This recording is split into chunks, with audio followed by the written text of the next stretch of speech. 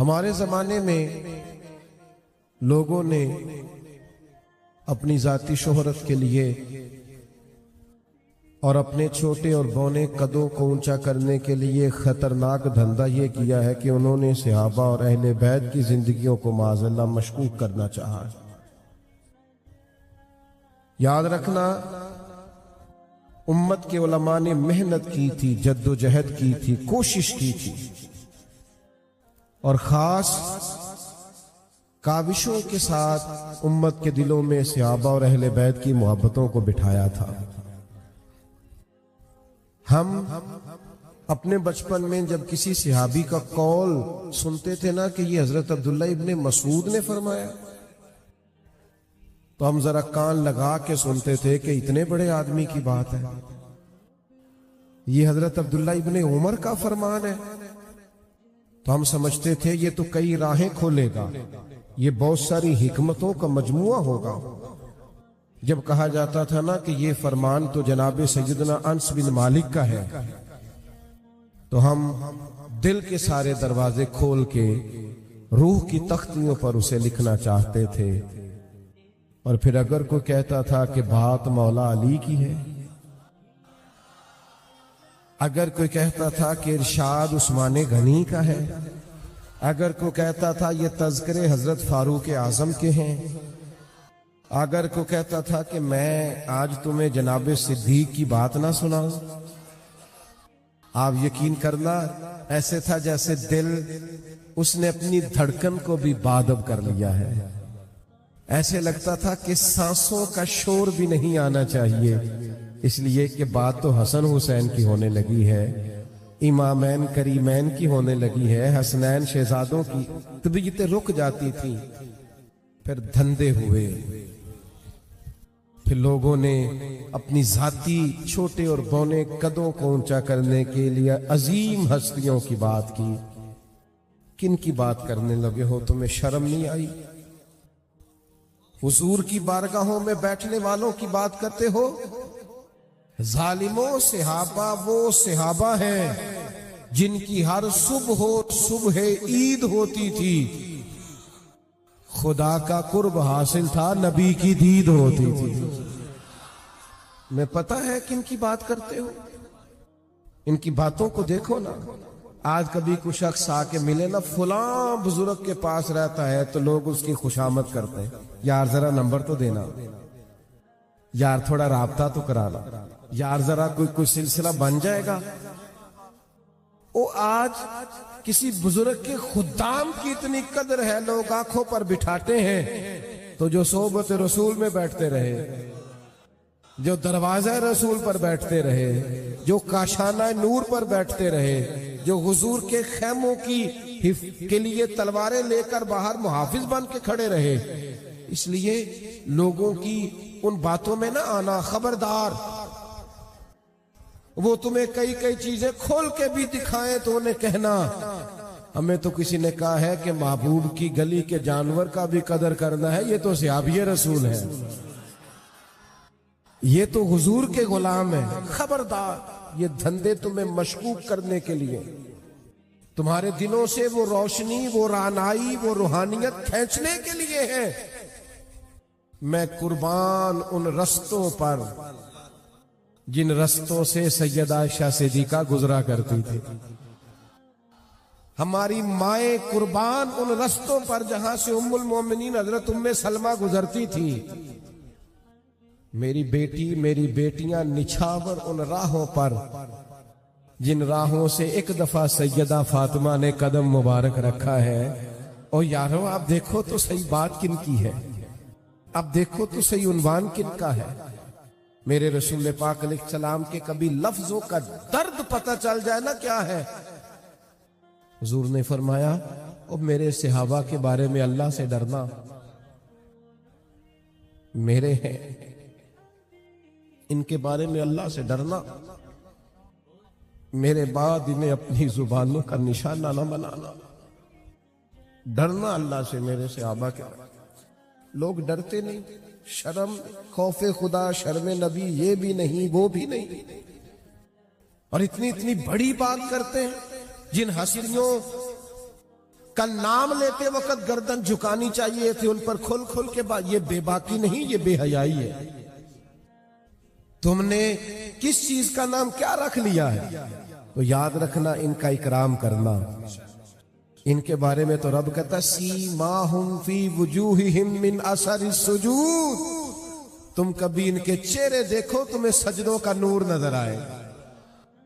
پیشانیاں چھلکیں گئی، ان کے چہرے بتائیں گے کہ یہ کوئی عظیم لوگ ہیں. ان کے بارے میں اور آپ انداز دیکھیے قرآن مجید کا. فرمایا محمد الرسول اللہ، محمد اللہ کے رسول ہیں. والذین معہ، اور وہ جو ان کے ساتھ ہے نا، وہ جو ان کے ساتھ ہے ان کی کیا ہی بات ہے. جو ان کے پاس ہے ان کی کیا مقدر ہے. صدیق و فاروق کے، جن کے گھر رحمتوں کے خزینے میں. تو اس لیے ایک تو اس جماعت کی قدر، اور پھر ان سے سیکھنا ہے، ان سے لینا ہے. آپ کبھی ایک ایک صحابی کو پڑھیں گے تو آپ کو انوکھی انوکھی باتیں نظر آئیں گی. کوئی خدمت کے عروج پہ ہیں، کوئی محبت کے عروج پہ ہیں، کوئی ادب کے عروج پہ ہیں، کوئی شجاعت اور دلیری کے عروج پہ ہیں. ایسی ایسی خوشبوئیں اور ایسا ایسا رنگ نظر آئے گا جن سے مل کر زندگی سے پیار ہو جائے وہ لوگ. ان لوگوں کی شخصیتیں پڑھو گے تو جینے کا لطف آئے. اور پھر ان میں بھی جو حضور کے زیادہ شرف پانے والے ہیں، وہ جو میں نے آیت پڑھی والسابقون السابقون، اللہ فرماتے ہیں سبقت لینے والے سبقت لے ہی گئے. السابقون الاولون سبقت لے ہی گئے. کیا ملا انہیں؟ اولئک المقربون. فرمایا یہ قرب والے لوگ ہیں، یہی ہیں جنہیں قرب ملا ہے اللہ رسول کا. یہ جو السابقون، وہ کون ہے؟ حضرت صدیق اکبر، حضرت فاروق اعظم، حضرت عثمان غنی، حضرت مولا علی، سیدہ خدیجہ، حضرت زید بن ارقم، حضرت جناب سیدنا مصعب بن عمیر، حضرت بلال حبشی. اور بڑا نام اور عظیم نام، اور جن کی عظمت دیکھتے دیکھتے سروں سے پگڑیاں گر جائیں، وہ ہیں سیدنا امیر حمزہ رضی اللہ تعالی عنہ. حضرت سیدنا امیر حمزہ سے جو حضور کا خاص پیار ہے.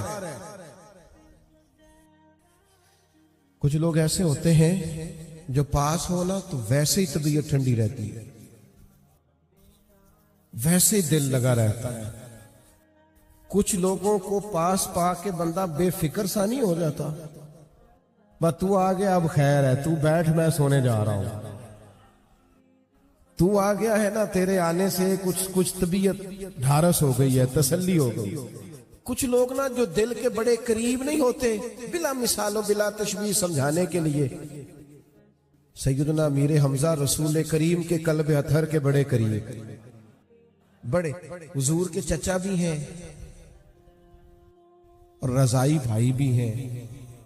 ظاہری طور پر صرف 2 سال سرکار سے پہلے ولادت ہوئی ہے ان کی، ایک ہی ماں کا دودھ بھی پیا ہے، اور محبت بڑی کی ہے رسول پاک کے ساتھ. ایک تو یہ کہ حضور کی ویسے ہی ہر ادا اس قابل تھی کہ پیار کیا جائے.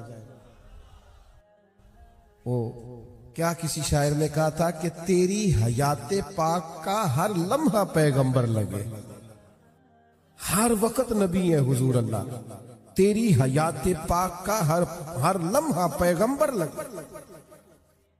ایک تو یہ کہ نبی پاک علیہ السلام کا جو ان سے خاص رشتہ ہے، اور پھر چونکہ وہ چچا تھے حضور کے، بتیجے ویسے بھی پیارے ہوتے ہیں. ان ذرا کار گلاں کر کر لئی دیاں نے نا اپنے بچیاں دے سامنے، آکھی دے نا دے ابے نے بڑا ستائی رکھیا ہے، کام تھوڑا کیتا سو حصہ زیادہ لے گیا ہے. وہ گلاں باتاں کر لی دیاں نے نا، بچے پھر پکے ہو جاتے ہیں کہ شاید پورے غلط ہی ہیں یہ کزن ہمارے سارے. لیکن یہ کہ بھائی کی اولاد پیاری لگتی ہے.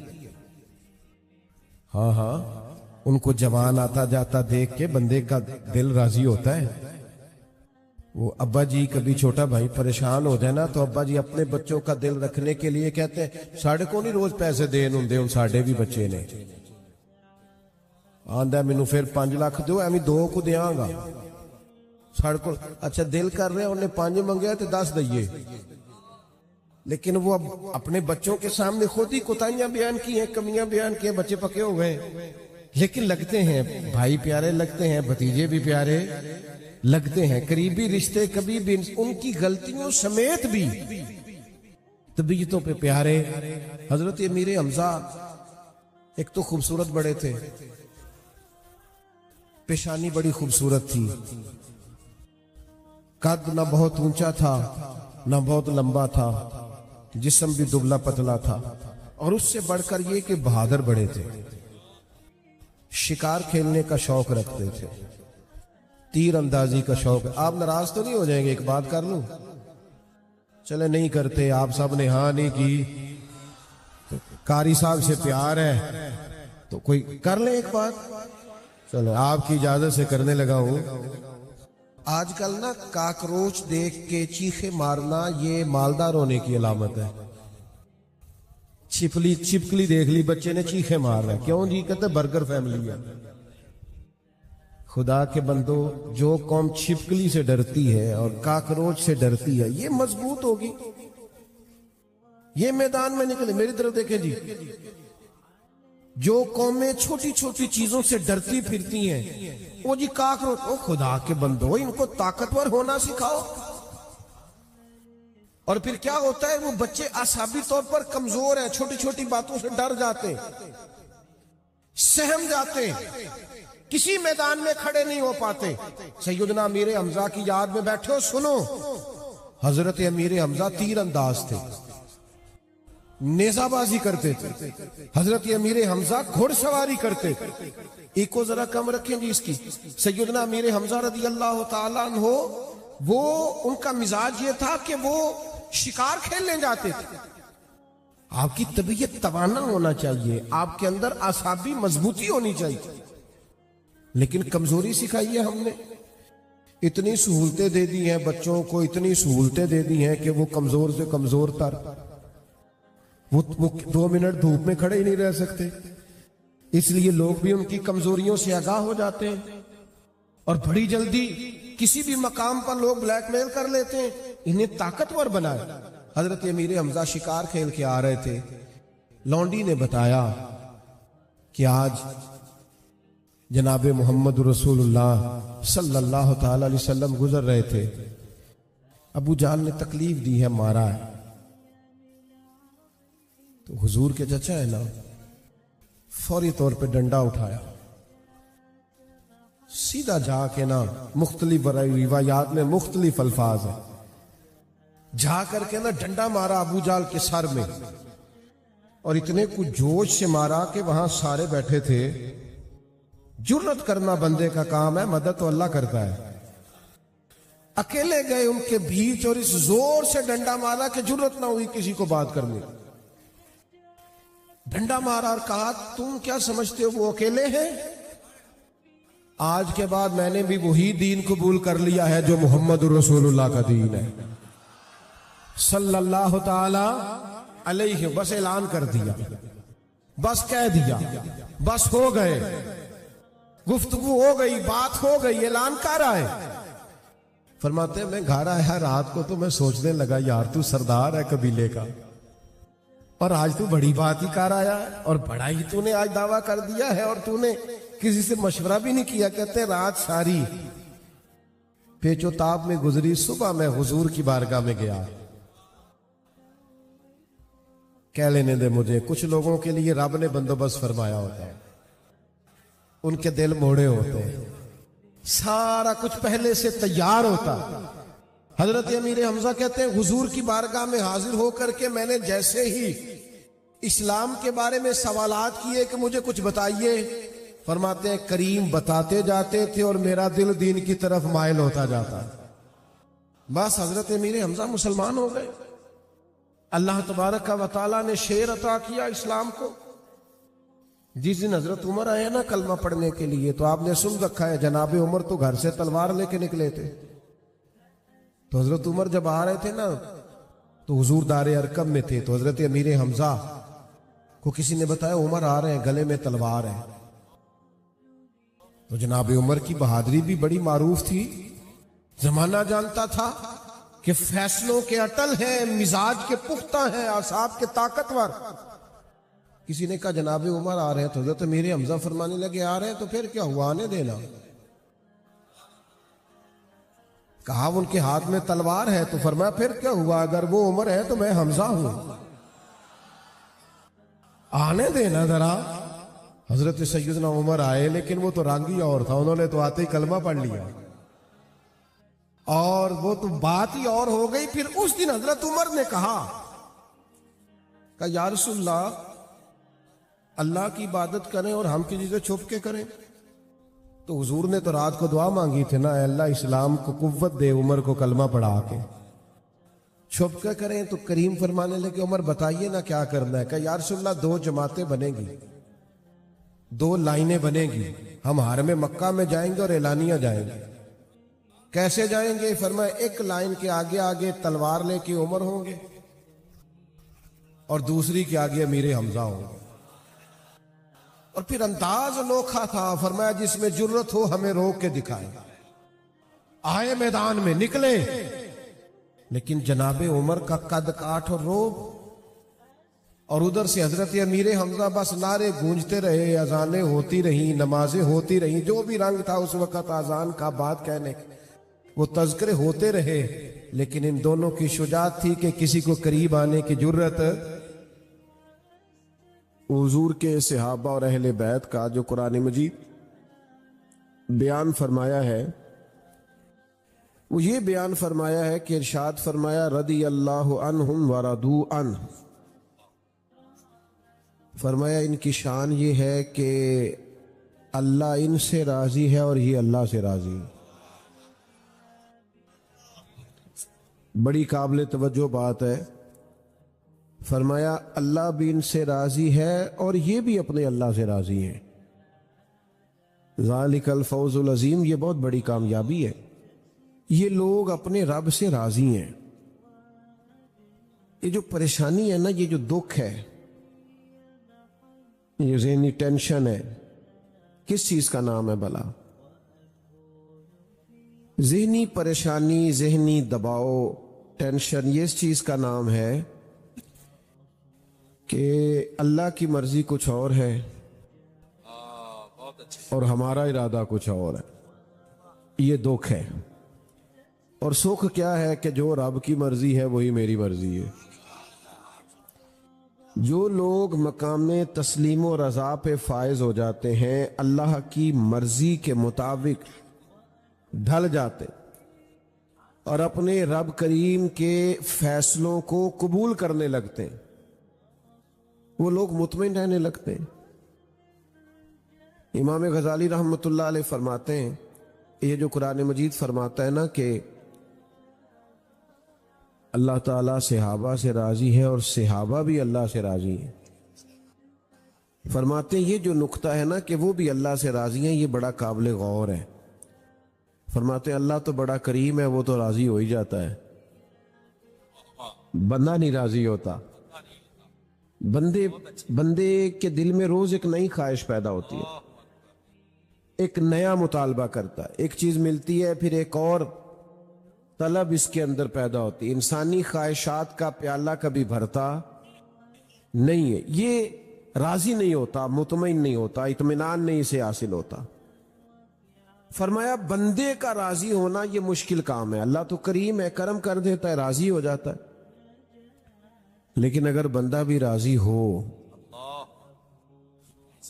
رب کے فیصلے کو قبول کرے، تو پھر شان یہ ملتی ہے کہ نبی کریم صلی اللہ تعالی علیہ وسلم نے فرمایا تم اللہ کے دیے ہوئے تھوڑے رزق سے راضی ہو جاؤ، وہ تمہاری تھوڑی عبادت سے راضی ہو جائے گا. لیکن پہلے تم تو راضی ہو، تم تو راضی ہو. بندہ راضی نہیں ہوتا، ہر وقت شکوے، ہر وقت شکایتیں، ہر وقت ناراضگیاں، ہر وقت گلہ، ہر وقت آزمائش، ہر وقت کسی نہ کسی مقام پر کسی نہ کسی پریشانی کا اظہار. مطمئن زندگی گزاریں، تھوڑا ٹھہراؤ پیدا کریں طبیعت میں. اپنے اندر اطمینان لائیں، سکون قلبی پیدا کریں۔ بہت ساری چیزیں ہیں جن کو دیکھ کر بندہ دل ٹھنڈا کر سکتا ہے۔ آپ دیکھیں اللہ تبارک و تعالیٰ نے میرے جسم کو تندرست بنایا ہے، اس بات کو سوچ کے اپنے آپ کو ٹھنڈک دیں۔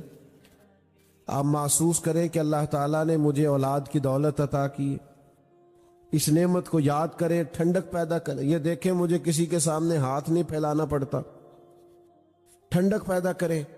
اور زیادہ دل ٹھنڈا کرنا ہو نا اللہ اکبر، تو پھر یہ سوچیں کہ وہ کتنا کریم ہے کہ میرا سینہ اس نے ایمان سے بھر دیا ہے۔ میں مومن ہوں، رسول کریم علیہ السلام کا غلام ہوں، ٹھنڈا ہو جائے گا دل۔ آپ محسوس کریں گے کہ طبیعت کے اندر قرار آیا، لیکن زیادہ الجھاؤ نہیں۔ دیکھیں محنت کرنا ہمارے ذمے ہے، وہ خوب کرنی چاہیے۔ نتیجہ اپنی مرضی کا نہیں مانگنا، نتیجہ اللہ تعالیٰ پہ چھوڑنا ہے۔ جتنے انبیاء کرام علیہ السلام دنیا میں تشریف لائے ہیں نا، جتنے نبی آئے 1,24,000 کم و بیش، سب انبیاء کامیاب ہو کے گئے دنیا سے۔ نوجوان زیادہ غور کریں، یہ جو لوگ سمجھتے ہیں نا یار میں مخلص بھی ہوں، محنت بھی پوری کرتا ہوں، کوئی بددیانتی بھی میرے اندر نہیں ہے، پھر نتیجہ کیوں ٹھیک نہیں نکلتا؟ غور کریں بات پر۔ جتنے بھی انبیاء کرام علیہ السلام دنیا میں تشریف لائے، سارے کامیاب ترین زندگی گزار کے گئے، لیکن کسی نبی کا کلمہ چند لوگوں نے پڑھا ہے، کسی کا چند 100 لوگوں نے پڑھا۔ 950 سال تک تبلیغ، پھر غور کرو، 950 سال تک تبلیغ اور چند لوگ مسلمان، اس کو سمجھیں۔ لیکن میں نے عرض کیا کہ یہ لوگ کامیاب گئے دنیا سے، وجہ کیا تھی؟ وجہ یہ تھی کہ کسی کا دل تو اللہ تعالیٰ نے پھیرنا ہے نا، اپنی حکمت سے، اپنی مرضی سے، نبیوں کی بارگاہ تک اس نے پہنچانا ہے۔ نبی کیوں کامیاب گئے؟ اس لیے کہ جو ڈیوٹی اللہ نے ان کی لگائی تھی وہ ڈیوٹی انہوں نے پوری سر انجام دی۔ باقی نتیجہ کیا نکلتا ہے یہ اللہ کی حکمت ہے۔ ہم نا بہت زیادہ الجھ جاتے ہیں، بعض اوقات بہت زیادہ پریشان ہو جاتے ہیں، بہت زیادہ۔ وہ ایک دوست مجھے، ہمیں بھی سناتے ہیں نا لوگ مایوسی والی باتیں آ کے، بڑے حالات خراب نے، ہماری جماعت کا تو بڑا خستہ حال ہے، آپ کو کیا بتائیں، لوگ دور ہو گئے، لوگ ڈسٹرب ہو گئے، لوگ ڈسہارٹ ہیں، لوگ ہم سے مایوس ہیں۔ میں کہا تیری گل ہوئے گی، سڑکوں دے بندے سامنے نہیں جاندے، آپ کیوں مایوسی کی باتیں کرتے؟ آپ کی بات ہوگی، ہمارا تو کوئی ایسا مسئلہ نہیں ہے۔ میں اکیلا ہی چلا تھا جانب منزل، مگر پھر لوگ آتے ہی گئے، پھر کارواں بنتا گیا۔